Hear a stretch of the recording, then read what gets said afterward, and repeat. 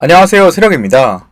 오늘 영상에서는 삼성전자와 SK하이닉스가 굉장히 핫한 가운데 이 주식들이 언제까지 상승할 수 있을지, 그리고 왜 상승하고 있는지, 이러한 흐름들을 전 세계적인 글로벌 자금의 어떤 방향성 안에서 논리적으로 설명을 드리려고 합니다. 아마 이 영상을 처음부터 끝까지 보신다면 그것만으로도 굉장히 투자에 큰 도움을 받을 수 있을 거라고 생각을 하고, 이 종목과 관련된 것을 투자하시는 분들 혹은 투자할 분들은 정말 삶이 바뀔 정도로 큰 도움이 되실 거라고 저는 생각합니다.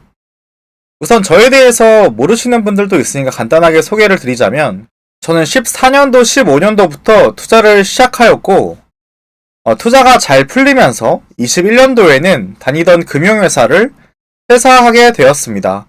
그 이후에는 투자 관련된 컨텐츠와 교육 사업, AI 관련 분야에 투자와 사업을 진행하며 제가 원하는 일들을 하면서 살아가고 있습니다. 우선 오늘 준비한 영상을 시작을 해보겠습니다. 오랜 시간 동안 투자를 하면서 항상 느껴온 거는요, 투자라는 영역은 결국에는 이 돈의 흐름을 잘 읽을 수 있어야 한다는 것인데, 사실 읽는다는 것의 의미는 굉장히 어려운 의미가 될 수 있습니다. 사실 우리가 미래에서 온 게 아니고서는 사실은 좀 미래의 일들을 예상하기는 어려운데, 결국에는 이 돈이라는 게 원천이 어디냐, 어디서부터 이 돈이라는 게 흘러나오기 시작하느냐, 것을 분석하고 나면 지금 시장이 어떻게 왜 오르는가를 볼 수가 있거든요. 이 돈이 어디서 나오는지를 원천을 파악하고, 그 다음이 원천에 있는 돈이 어느 방향으로 흘러가는지를 살핍니다. 지금을 예로 들면은요, 삼성전자와 하이닉스로 치면 이 돈이 발생되는 원천으로부터 삼성전자와 SK 하이닉스로부터 돈이 흘러가기 때문에 이 삼성전자와 SK 하이닉스가 돈이 흘러가는 것인데, 이 돈이 흘러가는 경로에서요, 초크 포인트라는 게 존재합니다. 그 초크 포인트라는 게 뭐냐면, 이 경로, 돈이 흘러가는 경로에는요, 공급이 수요를 못 따라가는 그런 측면들이 있습니다. 수요와 공급에 대한 이야기는 아시죠? 수요는 원하는 거고 공급은 말 그대로 공급해 주는 겁니다. 근데 수요가 앞지르면은 공급이 부족한 그런 구간들이 생기는데, 이러한 구간들에는 돈이 굉장히 많이 쏠리게 되어 있습니다. 그러면은 이러한 구조들을 우리가 파악하고 시장을 본다면은 주식이 됐던 미국 주식, 국내 주식 혹은 비트코인이나 이런 알트코인들까지도 분석을 하는데 완벽한 논리가 되는데요. 자, 그러면 지금 이 논리에 입각해서 삼성전자와 SK 하이닉스가 왜 가격이 지속적으로 올라가는가를 살펴보자면은요. 자, 우리가 지금 보고 계신 기사는요, 미 빅테크 4인방 올해 자본 투자 1000조 원 넘긴다. 아마존, 알파벳, MS 메타 캐펙스 7천억 달러 육박이라고 이야기가 나오고 있습니다. 이 캐펙스라는 게 뭐냐면은요, 캐피탈 익스펜디처리라고 해가지고요, 기업이 공장이나 설비에 투자를 하는 돈을 의미합니다. 기업이 공장이나 설비에 투자를 하는 돈을 이 캐펙스라고 하는데, 이 캐펙스라는 게 1000조 원 넘긴다라는 의미가 뭐냐면은 그 분야가 앞으로 성장할 가능성이 높고 좀 더 미래지향적으로 재투자를 한다, 이렇게 생각을 하면 됩니다. 그렇다는 것은 이 재투자하는 곳이 여기 글로벌적으로 세계를 이끌고 있는 기업들이 바라보는 이 미래 먹거리라는 것인데요. 그러면은 이 기업들이 그럼 무엇에 투자를 했느냐를 보고 그 방향성대로 우리는 돈이 흘러갈 수 있겠구나 라는 것을 우리는 예상할 수 있는 것입니다. 여기까지 완벽하게 이해가 되시죠? 다른 기사들도 보면 MS, 메타, 구글, 아마존 설비 투자 820조 전망, 이거는 그 전 기사고요.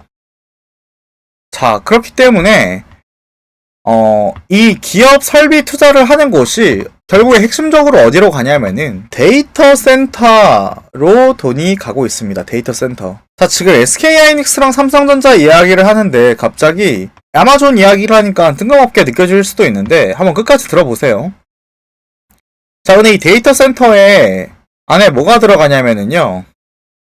GPU라는 게 들어갑니다. 이 GPU라는 거는 엔비디아 칩인데 원래는 그래픽 처리 칩인데 AI 연산에는 필수가 된 그 AI의 두뇌 역할을 하는 거거든요. 이 GPU를 엔비디아가 만듭니다. 자, 그렇기 때문에 그 유명한 엔비디아의 주가가 계속적으로 올라간 건데 여기서 중요한 게 뭐냐면 이 엔비디아가 오르면 이 GPU 수요가 늘면 필연적으로 따라오는 것이 있습니다. 그게 바로 뭐냐면 HBM이라는 겁니다. 이 HBM이라는 게 반드시 이제 필요하게 되는데 이걸 고대역폭 메모리라고 이야기를 합니다. 이걸 좀 더 쉽게 이야기하자면은 우리가 공부를 할 때 책상 위에 책을 이렇게 펴놓잖아요. 근데 책상이 이렇게 넓으면은 책을 많이 펼쳐 놓을 수도 있고 좁으면은 한 권씩만 이렇게 봐야 되는데 그쵸? 근데 이 GPU라는 게 두뇌라고 이야기를 하면요. 이 HBM이라는 거는 그 두뇌 옆에 붙은 초고속 책상입니다. 그러니까 이 책상이 넓을수록 AI가 한 번에 처리할 수 있는 데이터가 많아집니다. 근데 기술적인 거를 완벽하게 이해하기보다는 맥락적으로 이해를 해주시면 좋을 것 같고 이 HBM이라는 거를 세계에서 가장 1위를 하고 있는 회사가 SK 하이닉스라는 겁니다. 자, 그래서 이 HBM이 SK 하이닉스에서 1위의 점유율을 가지고 있기 때문에 사실상 지금 SK 하이닉스가 계속 가격이 올라가는 게 전혀 이상한 게 아닌 거고요. 삼성전자가 이 SK 하이닉스 다음으로 뒤를 쫓고 있는 상황입니다. 자, 그렇기 때문에 이 돈의 흐름이라는 걸 놓고 봤을 때 이 빅테크에서부터 1000조 원이라는 돈을 투자를 하는데 그럼 그 돈이 GPU 설비 투자로 가고 있는데 이 설비 투자에서 필연적으로 HBM에 가게 되어 있고 이 HBM으로부터 SK 하이닉스와 삼성전자로 가게 되어 있다 라는 것이죠. 근데 여기서 굉장히 중요한 부분이 뭐가 있는데요. 그러면 이 돈이 흘러오기 때문에 SK 하이닉스와 삼성전자는 앞으로도 계속 오를 것이냐 라고 우리가 생각을 할 수가 있는데 그거는 아닐 수가 있는 겁니다. 왜냐면 이 FCF라는 게 있는데 이 FCF가 뭐냐면 프리 캐시 플로우라고 해서 잉여 현금 인연이 아니라 잉여 현금 흐름입니다. 자, 그러니까 말 그대로 여윳돈이라고 보시면 되는데 회사가 여윳돈이 있어야 벌어서 투자하고 남은 진짜 현금을 의미하는데 이게 만약에 마이너스가 지속이 된다면은 당연히 이 캐펙스가 3조 뭐 이렇게 되더라도 갈수록 쭉쭉쭉쭉 내려갈 수밖에 없겠죠. 그러면은 돈이 흐르는 곳에 주가가 따라왔는데 FCF가 잉여 현금 흐름이 점점 줄어든다 라고 하면은 이 주가라는 게 당연히 떨어질 수도 있게 되는 상황이 흘러오는 거예요. 자, 그렇겠죠. 자, 그렇기 때문에 이러한 흐름 속에서 결국에 삼성전자와 SK 하이닉스의 가격이라는 걸 보기 위해서는 아마존과 알파벳 같은 이런 미 빅테크의 현금 흐름, 잉여 현금 흐름 상황이 어떻게 되는가에 따라서 SK 하이닉스와 삼성전자의 주식의 흐름도 정해진다라는 것이고요. 그러면 제가 제 채널에서 많이 다뤄온 비트코인은 어떻게 되느냐? 그러면은 이 비트코인 같은 경우에는요, 현재 나스닥과의 상관관계가 8 정도로서 2022년 이후에 최고치거든요. 상관관계가. 상관관계가 높다는 거는 나스닥이 오르면 비트코인도 오르고 나스닥이 빠지면 비트코인도 빠진다라는 것인데, 이 빅테크 4인방의 흐름이 결국에 이 전체 시장을 움직이고 있기 때문에 전체 시장의 방향성이 결국에 이 비트코인의 흐름도 결정을 짓는다라는 것이죠. 자, 그렇기 때문에 이 빅테크의 움직임이 결국에 코인 시장과 국내 시장까지도 좌지우지하는 그런 상황이다 라는 것을 우리가 보면은 전체 시장을 우리가 이해할 수 있을 것 같고, 자, 정리를 하자면은 이 돈의 흐름이라는 게 데이터 센터 말씀드렸습니다. 데이터 센터에서 PU, 여기서 HBM, 여기서 삼전이랑 하이닉스로 가는 것이고, 그쵸? 자, 그리고 이 빅테크의 움직임이 AI 기대감을 만들고 나스닥 강세를 만들어내고, 또 이 기술주에 대한 나스닥 강세가 위험자산 선호 상태를 만들어내고, 위험자산 선호가 비트코인 상승을 만들어낸다 라는 겁니다. 그럼 이러한 흐름들이 유동성 확대를 만들어내고 전체 위험자산 랠리를 만들어내는 그런 흐름으로 가는 것인데, 자, 그러면 현재 이 캐펙스가 유지가 된다면은 앞으로의 주식시장은 어떻게 될까요? 더 오르겠죠. 더 오를 가능성이 높습니다. 자, 근데 반대로 가격이 내려간다라면은요, 이 캐펙스가 줄어들게 되면은 결국 이 FCF라는 거를 봐야 되는데, 유동 현금 흐름이 지금 전체적으로 흐르고 있는 상황이거든요.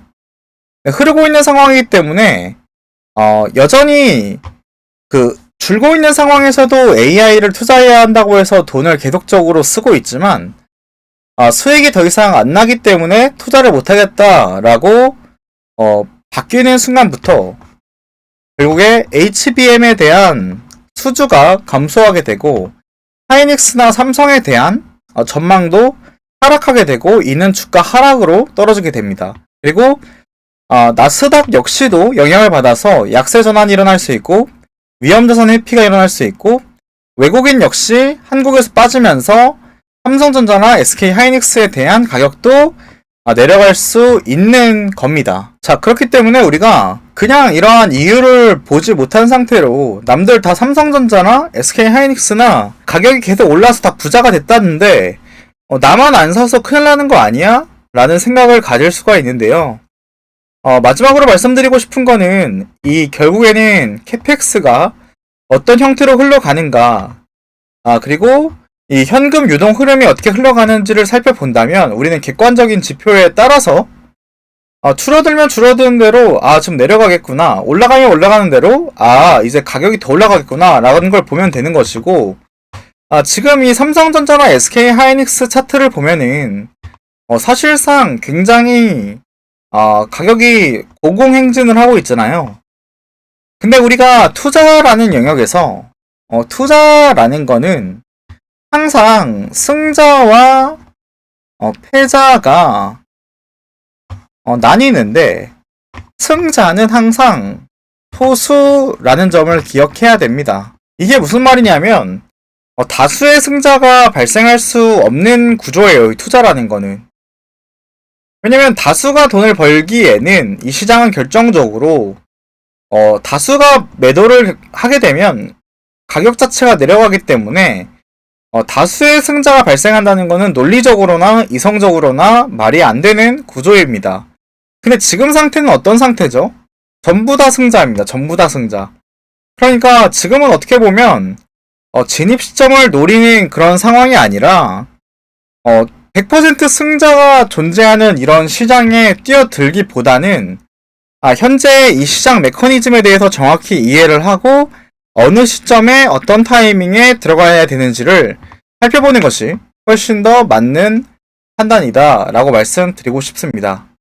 네, 오늘 영상은 여기까지 진행을 하겠고요. 더 많은 정보나 더 많은 이야기들은 제 댓글을 참고하여 보시면 좋을 것 같습니다. 네, 오늘 영상은 여기까지 진행하도록 하겠습니다. 끝까지 시청해주신 모든 분들께 진심으로 감사드립니다.